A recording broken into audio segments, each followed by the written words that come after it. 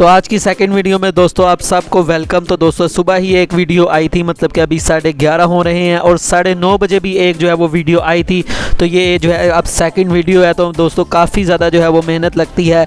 आपको पता है कि वीडियो बनाने में काफ़ी ज़्यादा जो है वो देर लगती है दोस्तों। तो आप सबसे सिर्फ एक गुजारिश है कि दोस्तों आपके सिर्फ जो है वो 3 क्लिक मुझे चाहिए। सबसे पहला आपका सब्सक्राइब पर चाहिए, उसके अलावा दोस्तों हमें बेल आइकन पर चाहिए और उसके अलावा लाइक पर चाहिए। तो आप लोगों का सिर्फ दोस्तों 1 सेकंड लगेगा, लेकिन हमारी काफ़ी ज़्यादा जो है वो मोटिवेशन मेरी हो जाएगी और मुझे काम करने में फिर और भी ज़्यादा मज़ा आएगा।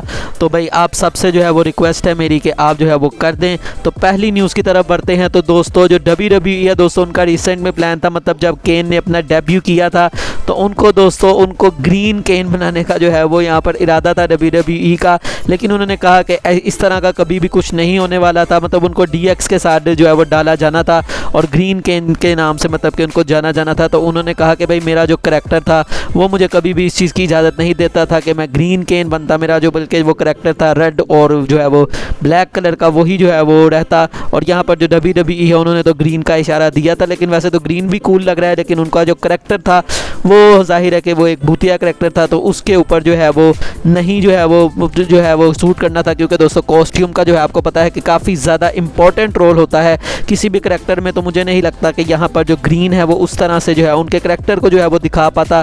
तो ये अच्छी चीज़ थी WWE की तरफ से कि भाई उसको ग्रीन नहीं किया और रेड ही रहने दिया गया।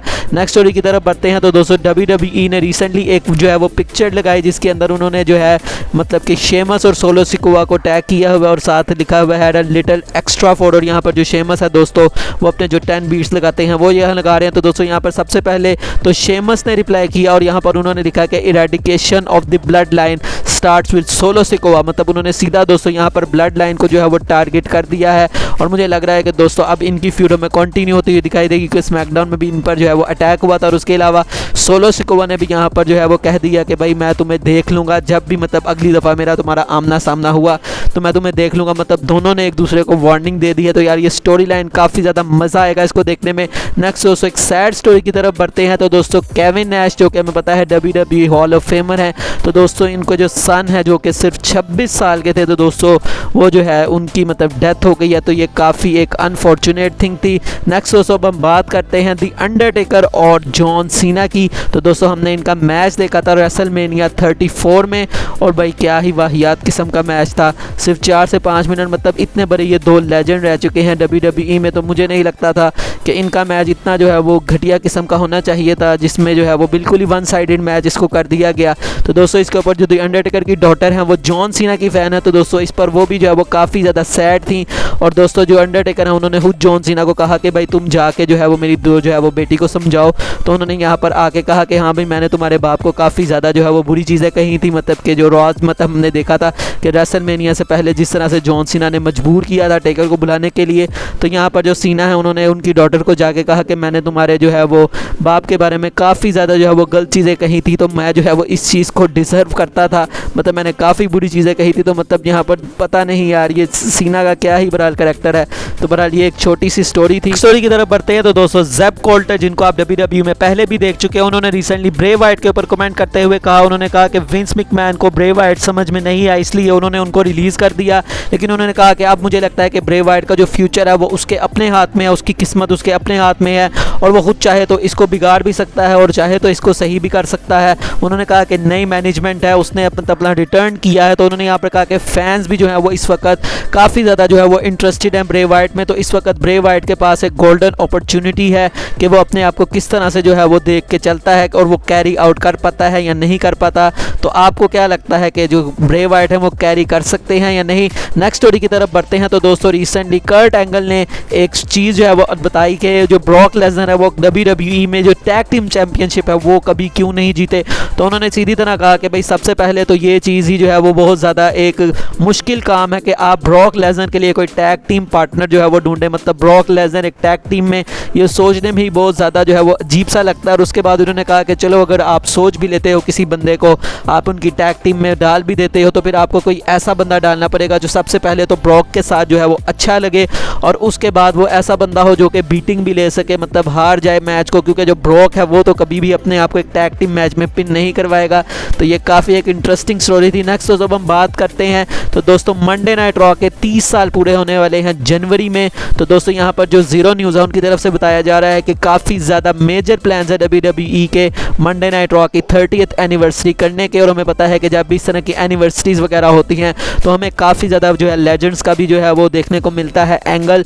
तो उस हिसाब से वो जो शो होता है दोस्तों वो काफ़ी ज़्यादा अच्छा होता है। तो जनवरी का अब वेट नहीं होगा, तो देखते हैं कि किस तरह से ये शो होता है। हम लोग बढ़ते हैं नेक्स्ट स्टोरी की तरफ। तो दोस्तों 2014 में हमने देखा था कि सेथ रोलिंस और स्टिंग का मैच हुआ था। तो दोस्तों डार्बी एलिन ने इसके बारे में जो है वो देखते हुए मतलब उसको बताया कि मैंने 2014 में जो है वो देखा सबसे पहले तो स्टिंग को मैच करते हुए। उन्होंने कहा कि तब मैं जो है वो ट्रेनिंग कर रहा था। उन्होंने कहा कि जब मैंने सेथ को कम्पीट करते हुए देखा तो उन्होंने समझा कि भाई स्टिंग का जो है वो करियर वो ओवर हो चुका है और मतलब उसको उनको लगा था कि बस भाई स्टिंग जो है वो चला जाएगा यहाँ से और उस I what does Sting have left to prove, उसके अलावा उनके पास क्या ही आप प्रूव करने के लिए रह गया है, तो अब वो चले जाएंगे।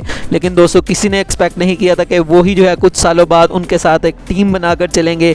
तो यार ये काफ़ी एक इंटरेस्टिंग मुझे चीज़ लगी। नेक्स्ट दोस्तों अब हम बात करते हैं डोमिनिक मिस्टीरियो की। तो दोस्तों डोमिनिक मिस्टीरियो ने रिसेंटली ट्विटर के ऊपर एक वीडियो लगाई जिसमें उन्होंने दोस्तों अपने फादर को जो है वो कहा कि मुझे पता है कि तुम जो है वो क्विट करके स्मैकडाउन में चले गए हो क्योंकि तुम्हें लगता है कि तुम जो है वो जजमेंट डे के साथ मतलब मेरे साथ जो है वो हैंग अप नहीं कर सकते। तो ठीक है, मुझे कोई मसला नहीं, मैं होप करता हूँ कि तुम जो है मुझे घर बैठ के जो है वो इंजॉय करो मंडेज़ को।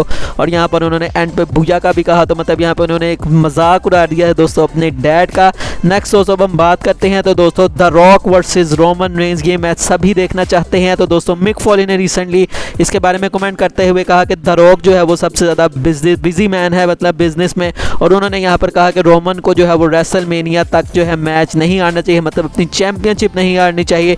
और उन्होंने कहा कि मैं अपनी फिंगर्स को जो है वो क्रॉस कर लेता हूँ लेकिन मैं चाहता हूँ कि रेसलमेनिया में द रॉक और रोमन रेंज का मैच हो। उन्होंने कहा कि मुझे पता है कि जो रेसलमेनिया है वो इस वक्त सोल्ड आउट हो चुकी है। मतलब आपको पता है कि अगर कोई चीज़ सोल्ड आउट हो चुकी है तो अगर आप उसके अंदर कोई एफर्ट नहीं भी करते तो अब तो टिकट्स आपकी बिक ही चुकी हैं। लेकिन जो दोस्तों मिक फॉली हैं वो कहते हैं कि अगर सोल्ड आउट भी हो चुकी है फिर भी जो है वो द रॉक को वापस आना चाहिए और रोमन के साथ उनको भी मैच चाहिए। तो वो भी हमारी तरह ही ये चाहते हैं।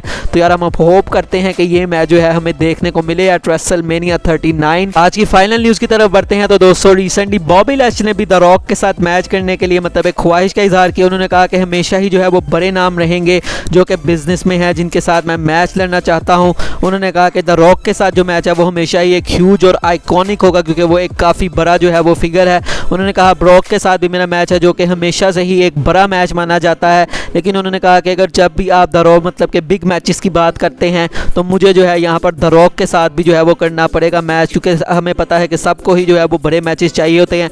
तो मैं भी यहाँ चाहता हूँ कि यहाँ पर द रॉक के साथ मुझे मैच मिले। तो बहरहाल अभी तो यार हम जो है रोमन वर्सेस द रॉक चाहते हैं लेकिन इन फ्यूचर इस मैच को भी देखने में मुझे कोई मसला नहीं होगा। अगर आप भी ये मैच देखना चाहते हैं तो आप मुझे बता सकते हैं। वीडियो अच्छी लगी हो तो लाइक कीजिएगा, चैनल को सब्सक्राइब लाजमी कर दीजिएगा। मिलेंगे नेक्स्ट वीडियो में, तब तक के लिए अल्लाह हाफिज़।